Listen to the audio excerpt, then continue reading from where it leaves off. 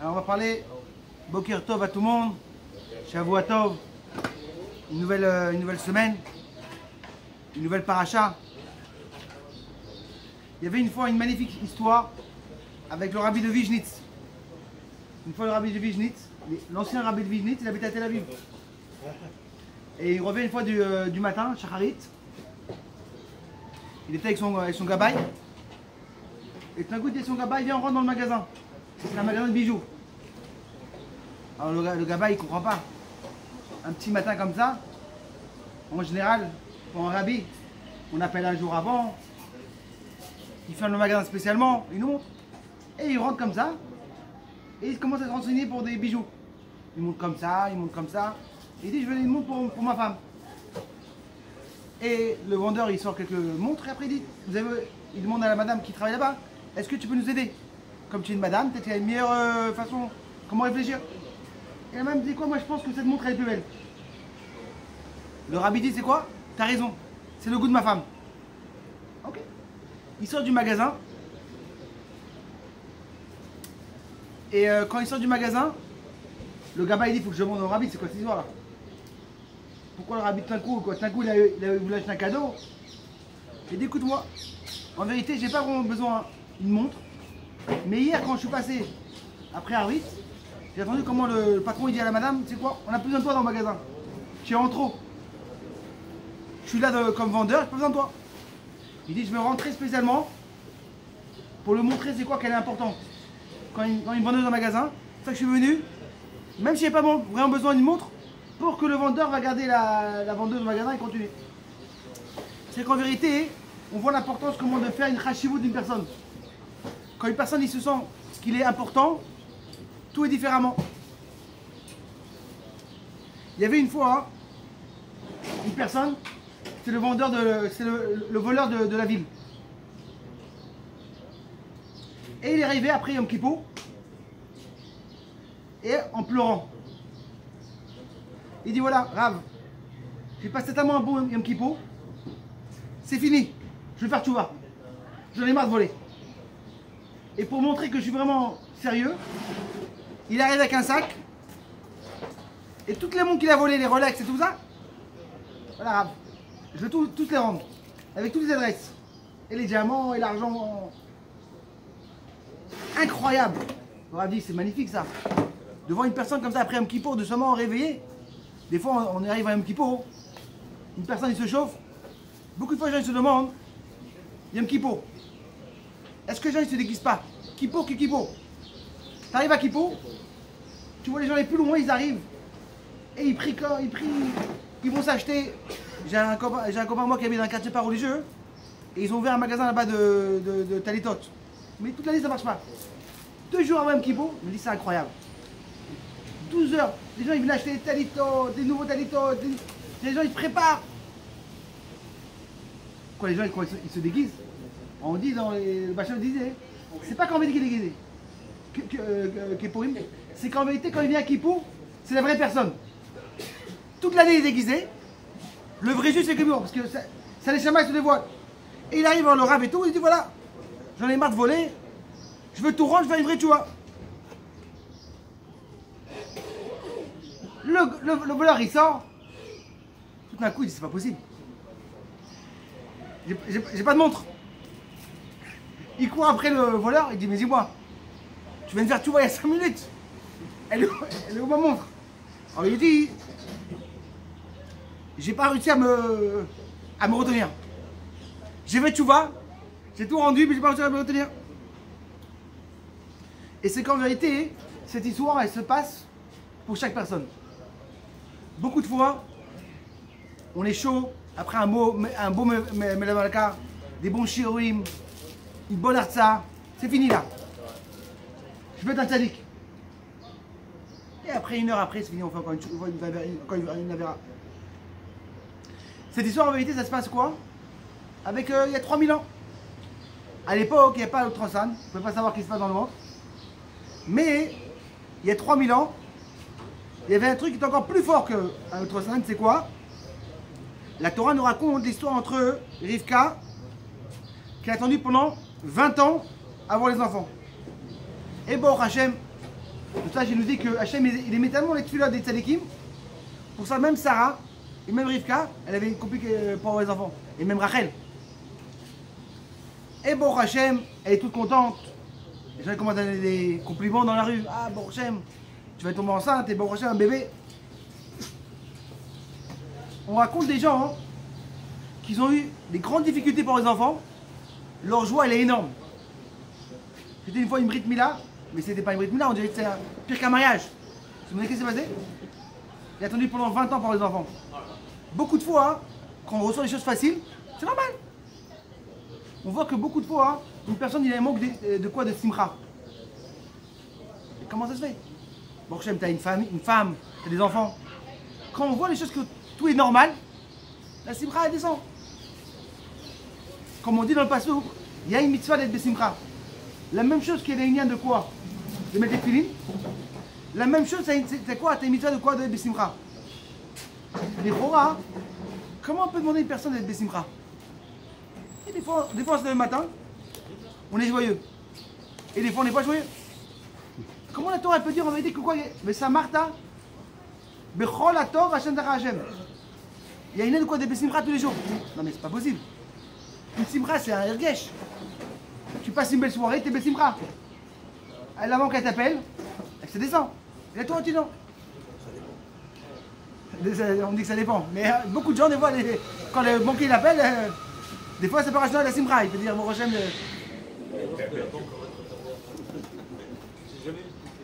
Mais comment tu peux dire une personne qui est besimcha? Le pasteur qui t'a envoyé, Samarta, Bechol Atov, Hashem Danecha Hashem. Première chose, quand tu sais que tout vient d'Hachem, t'as la simcha. Comme on dit, il y avait un grave qui dit un exemple. Il y avait une fois, à l'époque, quand il y avait le président d'Amérique, les présidents, quand il y avait les vrais présidents, pas un retraité et un Obama et des Trump, des vrais. Et comment ça se passait?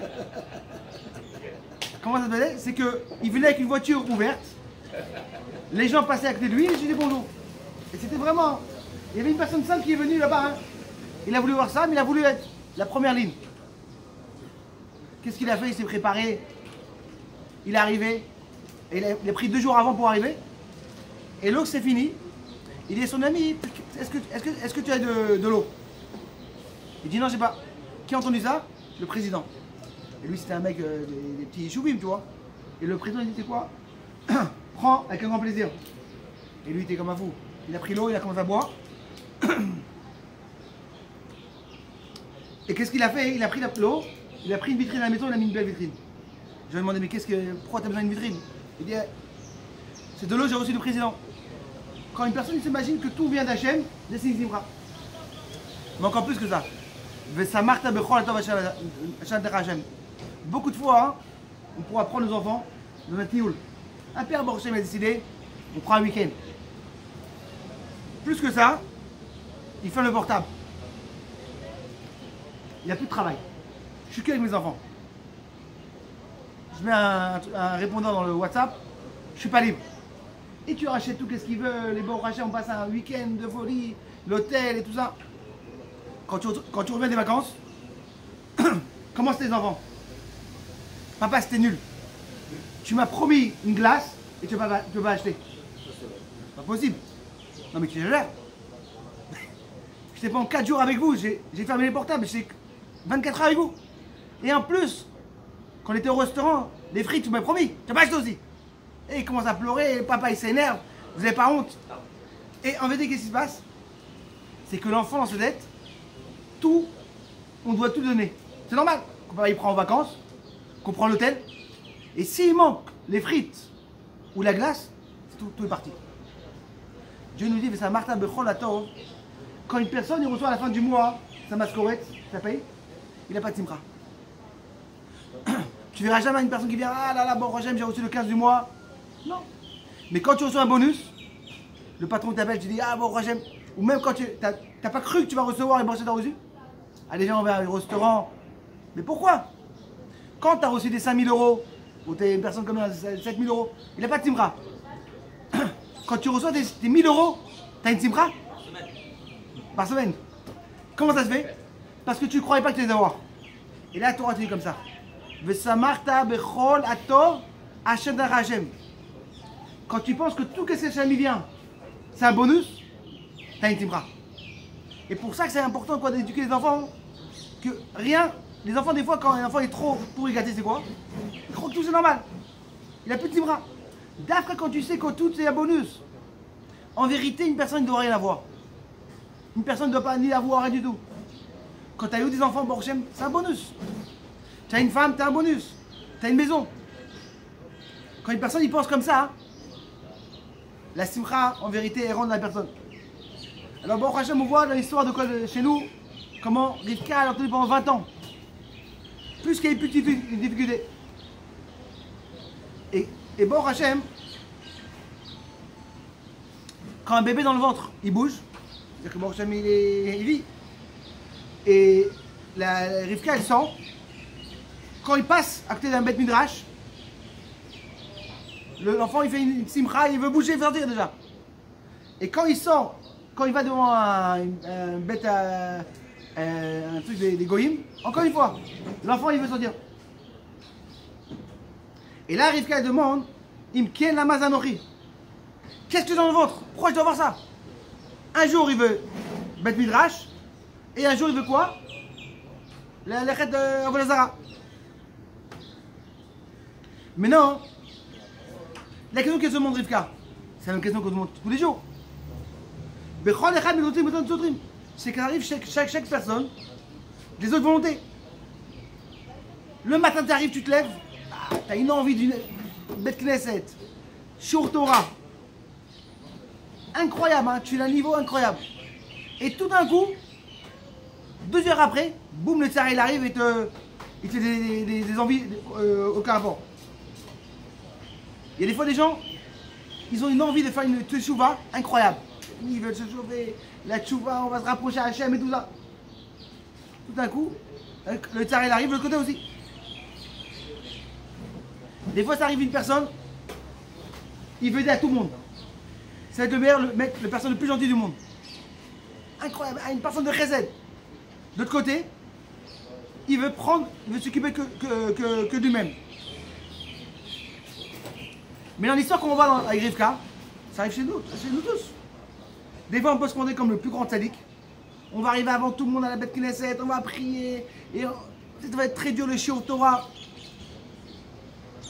Ça va être... J'ai entendu une histoire cette semaine sur une shiur Torah. Il y avait une fois une personne qui s'occupait de beaucoup d'écoles. Il y avait plusieurs écoles. Il avait une réchette d'écoles. Et il a voulu faire un rendez-vous avec le Sa du Chinour d'Israël. Et la Sa Chinour s'appelait Shalomit Alonit. Il n'était pas très religieux, même était... Et il a attendu pendant 2 mois et demi pour avoir le rendez-vous. Et quand il arrive chez elle, il voit que le temps il commence à passer. Et il commence à s'angoisser parce qu'il a un cours de Torah. Il a un cours de Torah. Et il voit et tout ça. Il demande à la secrétaire, il dit non, elle était avec quelqu'un à l'intérieur, je sais pas. C'est vrai que tu as un rendez-vous, mais je sais pas ce qui se passe. Tout d'un coup, la Sarah Chinour, l'éducation, elle sort, et lui il se lève, il va pour partir. Il demande pourquoi vous partez, vous avez un rendez-vous. Il dit je m'excuse, j'ai un cours de Torah et je peux pas. Il dit mais je n'arrive pas à comprendre. Appelle les gens, et dis-leur qu'il y a un changement. Elle dit non. Chez nous, un cours de Torah, un Zman Katoub, c'est plus grand que tout. C'est pas grave. Je referai un autre rendez-vous. Elle dit mais j'ai vu dans votre bouquin, vous avez attendu presque 2 mois et demi pour le rendez-vous. Elle dit moi, j'ai pas le choix. Mon cours de Torah, c'est plus grand que tout. Et la madame, elle a vu ça qu'une personne qui est tellement sérieuse pour un cours, elle dit c'est quoi? C'est quoi votre question? Elle dit voilà, elle dit c'est quoi? Donne-moi le papier, je dirais qu'elle a signé. On voit comment il y a de quoi de shiur, de itim, Torah, kviout. Comment c'est important. Beaucoup de fois, des gens, ils arrivent, bon, Hachem, on voit ici, qu'il y a une quoi de l'ikvoa itim la Torah. Les gens, ils sont kavoa. C'est pas que j'arrive une fois par semaine, une fois oui, une fois non. Quand il y a une lien de quoi de itim, l'ikvoa Torah, il n'y a pas plus fort que ça. Ça montre le lien de sérieux. Les chora, on voit que chez nous aussi, ça arrive des fois comme ça. Une fois, on est comme ça. Une fois, on est comme ça. Mais le problème, c'est que des fois, on se dit, arrête, Yaakov, t'es un menteur, t'es pas un mec franc. Comment c'est possible que là, tu joues le tzaddik, et là, t'es tombé dans une avéra? T'es pas un mec franc. Arrête t'es un menteur. Et plus que ça, tu peux dire, t'es pas très normal. D'un côté, t'es le plus grand tzaddik, de l'autre côté, des fois, tu tombes. Comment ça marche? Et là, on va retourner sur l'histoire de Rivka. Dans Rivka, on raconte quand elle voit que l'histoire avec le bébé, ça va pas du tout, elle va chez qui? Elle Shem Beno chez le Noir. Et elle dit, il faut que tu me dis qu'est-ce qui se passe. Qu'est-ce qu'il fait Shem, Ultrasan, aujourd'hui. Et comment il fait ça avec Ruach HaKodesh? Il dit, t'inquiète pas. J'ai une bonne nouvelle et une mauvaise nouvelle. Il dit, donne-moi la bonne nouvelle. Que tu as un enfant dans ton ventre. Quand on va dire que tu n'as pas qu'un enfant, tu as deux enfants. Et tu as deux Mazal Tov. Et c'est quoi le deuxième nouvelle? Qu'ils se ressemblent pas les enfants. Il y a un qui est extrêmement neshama et il va être un grand tzaddik. Et le deuxième, c'est un petit neshama et ça va être un voyou et un égoïste. On sait que beaucoup de fois, le nain de Racha, c'est égoïste. Il pense qu'à lui-même. Il voit toute sa vie par lui-même. Et là, tu vas comprendre en vérité qu'est-ce qui se passe. C'est que chaque fois, c'est différemment. Quand tu passes devant le Beth Midrash, c'est ton fils tzaddik qui se dire. Et quand tu passes devant un roi de Volzara, c'est le fils égoïste et le fils Racha. Et plus que ça, plus qu'ils sont différemment, ils ont toujours une bagarre entre eux. Des fois, le tzaddik va gagner, et des fois, le Racha il va perdre. Des fois, c'est le Racha, des fois, le tzaddik, tout le temps, c'est eux. Il y a un guédère de Racha, les gars, ouais, ça ne peut pas sortir de sa condition. Non, il peut sortir. Ah, pourquoi Rachi dit qu'il est Racha, il est rat? C'est qu'il y a des gens, des fois, on se demande, il y a des gens qui sont nés avec des midotes raot. Mais s'ils se changent, il peut changer. C'est qu'il y a des gens qui sont des fois des trous noirs qui sont plus durs, moins durs.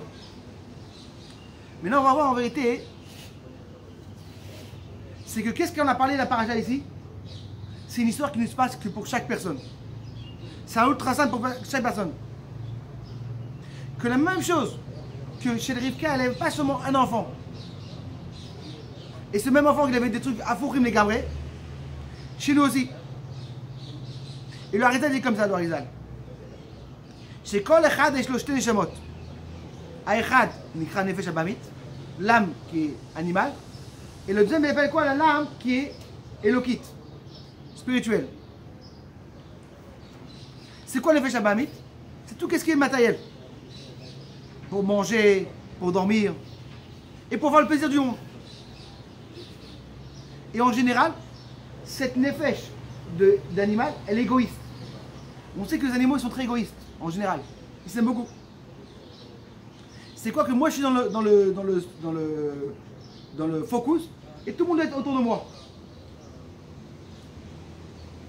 C'est que quand une personne te demandait c'est quoi égoïste, où je suis là, dans cette photo-là, qu'est-ce que tu veux gagner de ça? De faire ça et de faire ça. Et l'autre côté, on a fait chez Elokit. Que quoi, c'est une partie d'Hachem. C'est que c'est vraiment une partie de quoi d'Hachem. C'est pour ça qu'on voit la différence entre la émouna d'un juif et la émouna d'un goy. Les Chora, tu vas rencontrer beaucoup de gens qui sont mamines. Ils ont une émouna. Ils ont une croyance. Eh, moi je crois en Dieu et tout. Comment il va croire un goy? Il dit voilà, écoute-moi. Si tu as un immeuble, c'est sûr que tu as eu des gens qui ont construit l'immeuble. C'est pas possible qu'un immeuble était sans construire. Moi, je n'ai pas vu les gens qui ont construit. Mais je sais que les poilims sont arrivés. Et ils ont construit. Un juif, c'est différent, la Emouna. La Emouna qui est un juif, c'est comme il a une partie de lui dans l'intérieur, qui est une partie de Hachem, automatiquement, c'est un mashpia qui va être la Emouna. Et pour ça, on ne pourra jamais enlever la Emouna d'un juif. Un juif peut tomber dans l'endroit les plus profonds, il va toujours revenir. Un goy, il peut ou être mamine ou pas être mamine. S'il veut réfléchir à être mamine, il va être mamine. Combien de personnes on voit des fois, ils vont en Inde, complètement loin et loin, et tout d'un coup, tu as une petite, ils font une petite mitzvah et ça les réveille. Beaucoup de fois, les gens se demandent comment c'est possible que des fois tu vas proposer de faire une mitzvah à quelqu'un et direct il va dire oui. On voit ça dans les tefilines ou même dans les cours Torah ou chaque mitzvah. Et des fois, les gens sont tellement loin, mais c'est pas possible, c'est un neshama. On dit qu'en vérité, les machalim, pas cachers, ils mettent des plaquettes sur un neshama. Et pour ça, des fois, les gens ont des plaquettes sur des plaquettes.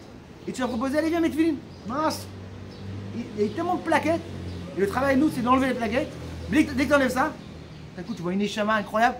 Et la émouna de chaque jour, en réalité, elle est de l'intérieur, connectée. Et on dit qu'en vérité, chez Chelek le Gamamash, c'est qu'en vérité, quand une personne a cette neshama, c'est quoi? Il ne voit pas ni l'ego, ni qu'est-ce qu'il y a autre chose.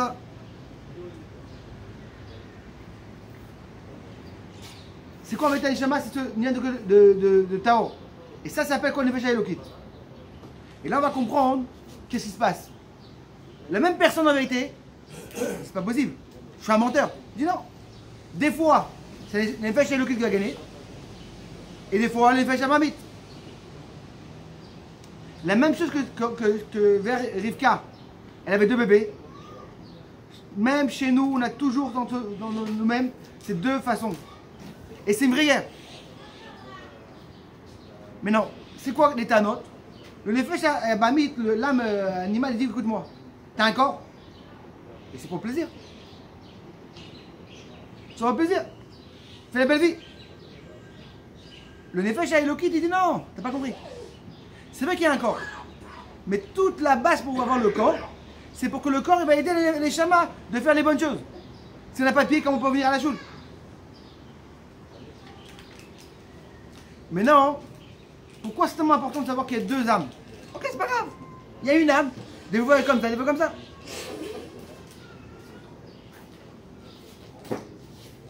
Mitzad Echad, c'est important de savoir qu'on a une âme qui est animale. Mais là, la personne se dit, écoute-moi, qu'est-ce que j'ai peur? Baruch Hashem, je suis à un grand niveau déjà. J'apprends la Torah, je vais à Bet Knesset. Moi, j'ai peur de quoi? Des pitouim, des tsaras. Mais je suis tranquille. Je suis déjà arrivé à un grand niveau. On te dit en vérité, ça ne change pas comment tu as appris la Torah, comme tu étais à la yeshiva, comme tu as une grande barbe, comme tu as un grand niveau. Tu as 2 âmes dans ton corps. Et il faut tout le temps faire ouvrir les yeux. Et tu peux dire, écoute-moi, moi j'ai pas peur de rien du tout. Comme on dit, le sage dit, Al tamin batzmecha adyomotra. Ne crois jamais sur toi-même jusqu'à la fin de la vie. Pourquoi? Parce qu'en vérité, comme tu as une nefesh qui est très forte et lokit, mais de l'autre côté, t'as quoi? Tu as une âme anima qui est toujours là. Tu peux pas l'enlever. Attends, moi, Baruch Hashem, je suis arrivé à un grand niveau de Torah, Baruch Hashem. Ouais, mais tu as toujours cette âme anima qui est chez toi. Et pour cette guerre, elle va toujours continuer. Même si tu étais à la yeshiva pendant 20 ans, même si tu étais au Torah. Et de l'autre côté, qu'on va savoir qu'on a tous une âme divine.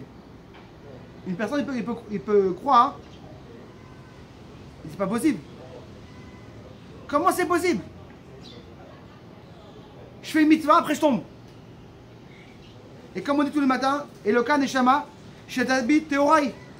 La Neshama qui est à l'intérieur, elle est pure. C'est qu'en vérité, il ne faut même pas travailler quand elle a la Neshama Elokit. Il faut seulement laisser faire travailler et elle va faire les mitzvot. Et là, en vérité, quand une personne se demande, mais qu'est-ce qui se passe avec moi? Comment c'est que d'un côté, je peux être un tamon grand tzaddik et de l'autre côté, je peux tamon tomber?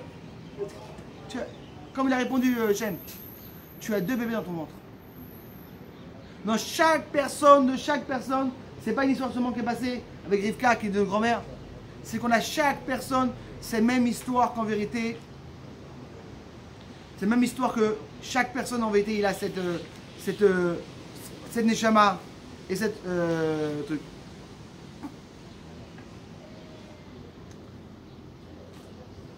Alors, on va parler un petit peu du sujet de la paracha, comme on nous raconte, à qui ressemblait Yitzhak. Quand un bébé il est né, à Brit Mila, ça arrive souvent, toutes les grand-mères ils arrivent. À qui il ressemble? La première grand-mère elle dit hey, il est tellement mignon le fils, le bébé. Il ressemble à moi. Pas possible, regarde comment il est, Blainara. Et pourquoi il ressemble à moi? Parce que il ressemble à son père et moi je suis la maman de son père. Et le grand-mère dit non, pas du tout. Eh, vous vous trompez là. Mais regarde ses yeux. Il ressemble à sa mère. Et moi je suis la grand-mère. C'est incroyable. Mais c'est sûr qu'en général, un bébé il va ressembler à quoi? Aux parents. Des fois un petit peu plus au père. Et des fois un petit peu plus à la mère. C'est quand beaucoup de fois le bébé il va ressembler un petit peu à la mère, un petit peu au père. Beaucoup de fois des bébés ils sortent, ou des enfants ils ressemblent un petit peu à les deux. Cette paracha nous raconte souvent la question à qui ressemble Yitzhak. Et la Torah elle nous commence. Ve'ele todot Yitzhak ben Avraham, Avraham, Olit et Yitzhak. On sait que dans la Torah tout est exactement, il n'y a pas de mot en plus. Pourquoi la Torah doit rajouter Avraham, Olit et Yitzhak? On sait déjà. Et les todot Yitzhak ben Avraham. Qu'est-ce qu'il dit Rashi sur place? Qui passe sous Krazo à l'atmo, parce que les gens de rigolade de la génération ils rigolaient. Ils disaient qu'Yitzhak ne ressemblait pas à Abraham. Et plus qu'Abraham, il n'est pas Yitzhak ne ressemble pas à Abraham, c'est sûr que Sarah est tombée enceinte de qui?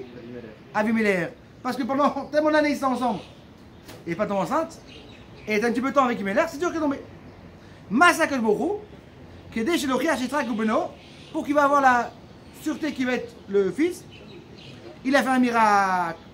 C'est que la figure de Yitzhak était exactement comme la figure d'Abraham. C'est qu'on dit, c'était quoi? C'était comme qu'il a fait une étoire plastique qu'il a rendu jumeau. Il est rentré chez Hachem. Le professeur il est arrivé, il a rendu. Il était. Ah, c'est pas possible. Toi, tu ressembles à Abraham. Ah, mais je ressemble, mais c'est mon père. Et tout le monde le disait.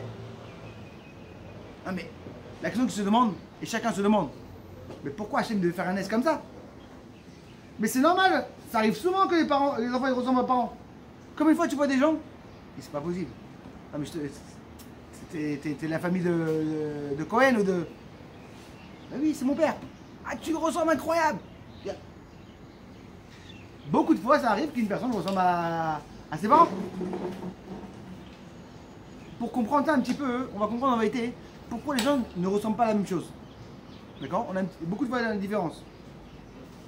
On s'assoit dans la choule, et Blainer, on est à peu près une quinzaine, personne ne se ressemble. La raison, elle est parce qu'en vérité, c'est comme on dit l'exemple. Il y avait une fois une personne qui avait, il achetait des timbres, un collectionneur de timbres. Et Baruch Hashem, il est tombé sur un timbre, il est un dans le monde. Ah là là, il était content et tout.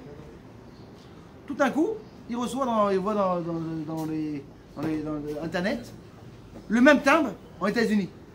C'est pas possible. Il y en a deux dans le monde. Il voyage. Il va le voir, il dit écoute-moi et tout. J'ai vu que tu as un très beau timbre et je veux te l'acheter. Ah, il dit mais pas du tout. Je ne le vends pas. Il est unique. Il n'est pas unique. Il le prend, il lui montre écoute-moi. J'ai le même timbre. Ah, il dit c'est quoi? Je te le vends $1 million. Ah mais bien sûr je le prends. Il le prend et tout. Il prend un briquet et il le brûle. Tu me dis, moi, t'es beau. Et oui. Mon timbre à la maison, il vaut 10 millions maintenant. Parce qu'il est unique. Si t'en as deux, ça vaut pas beaucoup. Mais quand il est unique, première chose, il a fait un miracle, on est tous uniques. Pour nous dire en vérité qu'on est tous spécial. Quand une personne, il est un dans le monde, ah, c'est incroyable. Si tout le monde se ressemblait, parce que pour Hachem, c'est très dur. Imagine, quand on fait une machine, en général, tu fais une machine de portable, les Samsung, tu as 10 milliards de portables, tous les mêmes. Il n'y a pas d'importance. Tu vas au magasin, tu dis pas je veux celui-là. Tu dis je veux Samsung S12, c'est fini. Il n'y a pas de différence. Qu'est-ce qu'il a fait Hachem? il a fait un miracle que chacun est différent pour avoir cette rachivut. Que chaque juif il est spécial, que chaque personne, on se sent spécial, on dit, ah, je suis unique. On dit qu'en vérité, chacun, une personne est comme ça, une personne comme ça. Pourquoi en vérité, il y a une différence comme ça? Que chacun se ressemble pas. À part que Hachem il a fait de uniquité. Pourquoi c'est spécialement qu'en vérité que chacun est. Qu'est-ce que tu penses?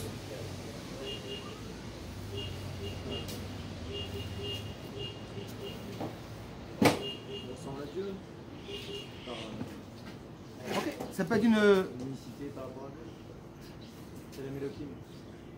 C'est qu'en vérité, beaucoup de fois, puisque chaque personne ne va pas ressembler par rapport aux tronotes, aux midotes,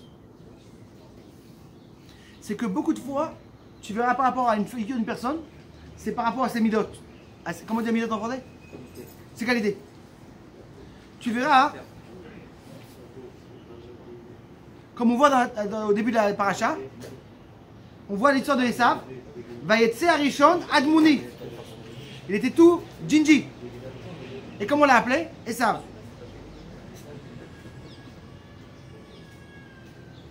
C'est qu'en vérité, il y en a qui disent que quoi, quand une personne il est Ginji, c'est pas seulement la couleur, c'est qu'il est Mida aussi. Quand on demande, c'est quoi les true notes et les Mida de quoi? De Abraham, Yitzhak. C'est quoi en vérité Abraham? Chesed. Il avait une chesed incroyable. Il recevait tout le monde à la maison, il ouvrait la porte. Même quand il était malade, les 3 jours de Brit Mila, il n'a pas réussi à se retourner. Il était obligé d'aller chercher des invités.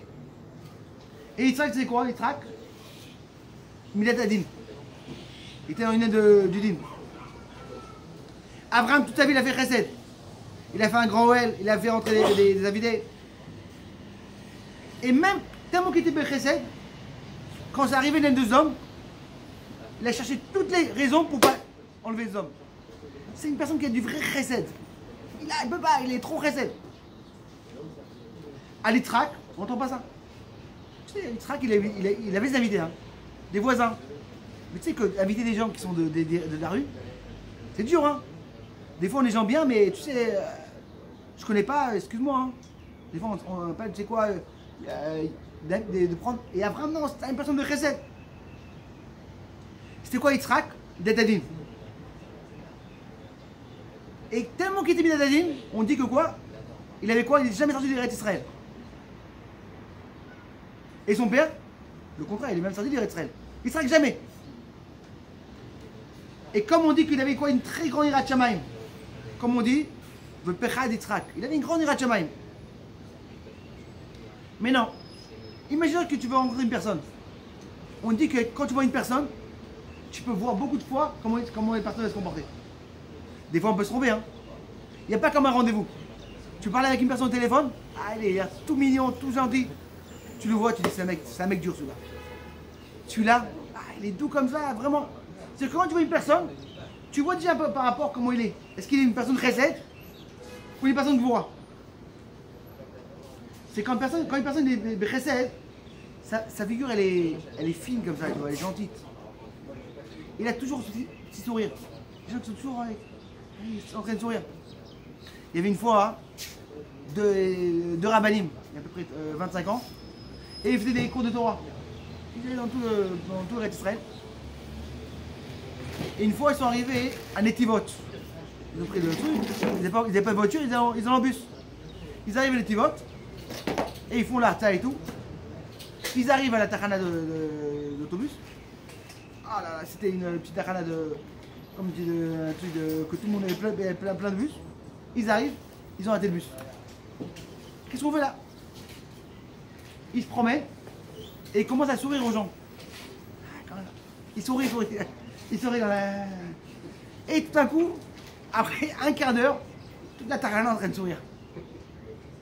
C'est qu'en vérité, quand une personne il sourit à l'autre personne, et il disait qu'il y a aussi une importance, quand on rentre à la maison, on rentre avec le sourire. Tu sais, quand tu rentres à la maison et tout, t'as la tête, tu vois, nerveux comme ça et tout, ta femme elle voit nerveux, elle te rend encore une fois une avirade à la maison, tu es encore nerveux, et tout d'un coup elle commence à se plaindre et elle commence à sourire.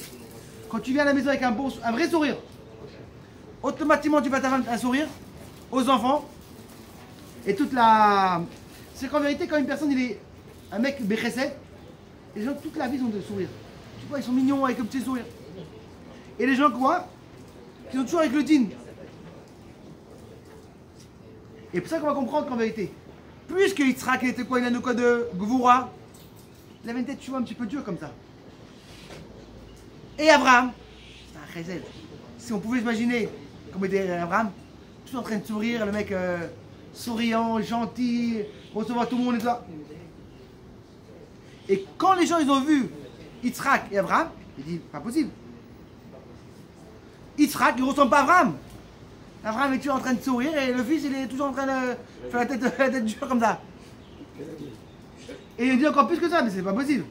Mais Yitzhak, Abraham, il fait rentrer tous les clochards à la maison et les tables de Shabbat. Et Yitzhak il t'invite vraiment les tzadikim, les amis, et les petits mecs avec les daka, tu vois. Même pas... Qu'est-ce qu'il a fait Hachem? Il a fait un miracle que Yitzhak va ressembler à Abraham. Et on dit qu'en vérité, Hachem il a fait 2 miracles. Premier miracle c'est quoi? Comment il a l'air. Deuxième miracle, même comment il se comportait Yitzhak, il a fait un miracle. On sait que dans le millet de la dîme, il y a 2 façons. Il y a des fois des gens qui sont kapdalim, tu vois, ils sont durs, mais juste pour être durs, comme une méchanceté, tu vois. Ils vont tuer, ils vont être durs pour être durs, tu vois. Et tu sens qu'en vérité, il n'est pas Mehachev, il ne fait pas importance à d'autres personnes. Il va te punir pour te punir, tu vois. Tu vas tomber sur un policier, tu vois qu'il est dur, tu vois qu'il est méchant. Tu vois qu'à l'intérieur, il est méchant, il n'est pas landé. Ça, c'est une vérité, c'est le contraire exactement du chesed. Tu vois, c'est un mec méchant, lui. Chaque fois qu'il pourra attraper quelqu'un, il va le faire méchanter. Mais en vérité, il y a une autre façon de quoi il y a une façon de quoi de gvoura avec le chesed. Quand un papa, il donne pas un bonbon à son fils, c'est pas bien pour la santé. Ou s'il ne donne pas tout, il dit, va écoute-moi, il faut que tu rentres à la maison à 9h du soir. C'est pas qu'en vérité, il a un gvoura pour un gvoura. C'est une gvoura avec un chesed. C'est que grâce à la union de la gvoura, de la dureté, c'est bien pour le chesed. C'est que là on va comprendre qu'en vérité, qu'est-ce qu'il a fait Hachem? Il a montré à tout le monde que quand il faisait Yitzhak la gvoura, c'était pas seulement pour la gvoura, pour la dureté. C'est qu'à l'intérieur, il y avait aussi du chesed. Et là on va comprendre en vérité un truc qui est très très important.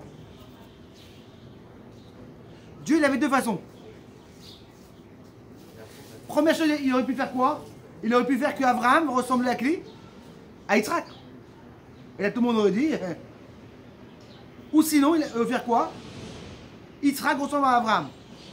Qu'est-ce qu'il a fait? Il a fait quoi? Que Yitzhak ressemble à Abraham. Parce qu'en vérité, quand une personne il a un safek, et tu vois ton fils il se comporte mal. Et des fois ça arrive que vraiment un enfant malheureusement il se comporte d'une façon très très grave. Tu as 2 façons. Est-ce que le recevoir ou le mettre très dur? Ou sinon quand une personne a la communauté, il se comporte mal. Ah, le mec il arrive, blagueur, il fait des blagues dans la fila et tout. C'est pas possible. Ouais. Tu dis qu'est-ce que je fais là? Est-ce que le reprocher ou le...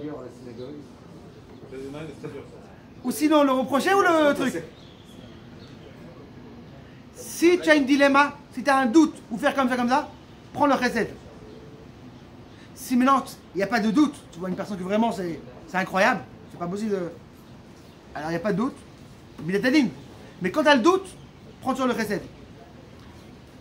Et là on voit l'histoire, comme on peut finir avec l'histoire avec la Gemara, Shabbat, la Medalef. Le Sipour Ayadoua, que le gars il est arrivé, Shamaï, il a demandé, donne-moi toute la Torah dans un pied. Il a dit, mais dis-moi, t'as pas honte? Tu veux que je t'apprenne la Torah en un pied? Viens au cours de Torah, viens le matin d'Afayomi, viens après la Tfila, viens après ton cours, quoi, un pied. Et quand il est arrivé à Hillel Azaken, qu'est-ce qui tu n'aimes pas pour toi-même, ne le fais pas pour ton ami. Et ça, c'est toute la Torah. Mais ça va être Agmara que quand maintenant en vérité, la dureté de quoi? De Shammai, ça a presque repoussé ça a presque tout repoussé le lien que la personne il pouvait devenir à une guerre. Et grâce qu'il était, il le montrait le lien de Chesed. C'est qu'en vérité, il y a beaucoup de fois un lien de Chesed. Alors que Bezrat Hashem, et pour finir, comme on voit, comment Yitzhak, il aimait beaucoup Esav. Pourquoi il aimait Esav? Quand il arrivait Esav. Qu'est-ce qu'il a dit maintenant? Il a dit, quand maintenant Jacob est venu prendre les brachot, il dit c'est marrant, tu as les mains comme Esav, mais les paroles comme... Alors, on dit qu'en vérité, Yitzhak, il ne voyait pas. Et alors, s'il ne voyait pas? Mais tu ne voyais pas que c'était... Jamais il te dit, Baruch Hashem. Qu'est-ce qu'il demandait? Comment de faire le maaser dans le Melach et le Tevel. Dans le sel et le pour construire les Tevel, c'est comment on dit en français? La paille. Non mais arrête. Chaque petit enfant, il sait c'est quoi. Il n'y a pas de maaser là-bas. En vérité, qu'est-ce qu'il demandait? C'est vrai que le sel n'est pas important. Mais imagine-toi, le meilleur traiteur. Hein. Tu as pris le manotte, branchement, tu t'es pris un traiteur 200 €, 300 €.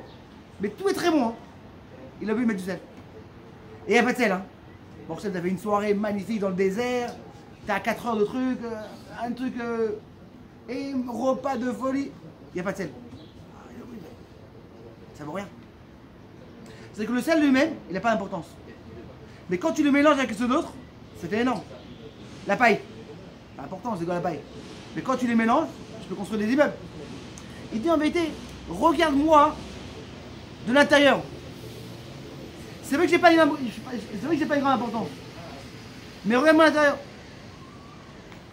Et là, on va comprendre, c'est qu'en vérité, une chose qui est très marrante. Des goïms, tu as eu beaucoup de quoi? Des guérim. Beaucoup de guérim dans la Torah. Tu verras beaucoup d'histoires dans la Torah. Et ils sont beaucoup de gdolim même. Et chez les Ishmaélim, il n'y a pas eu. Dafka, parce que le Ignat, en vérité, chez les Sav, de l'intérieur, il avait un grand niveau. Et pour ça, où elle enterrait la tête de Esav, Dafka dans le truc. C'est qu'en vérité, on apprend d'ici qu'en vérité, Yitzhak il a voulu tout faire pour élever Esav. En vérité, il n'a pas réussi. Que Bezrat Hashem, qu'on verra dans chaque personne, la Mahala. Et en vérité, on a appris pour mettre les points, comment beaucoup de points on n'arrive pas à comprendre.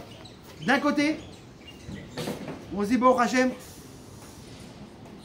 on veut faire des mitzvot, et après, quand on est sorti du Beth Midrash, on veut tout à coup faire des avérotes. Comment ça marche?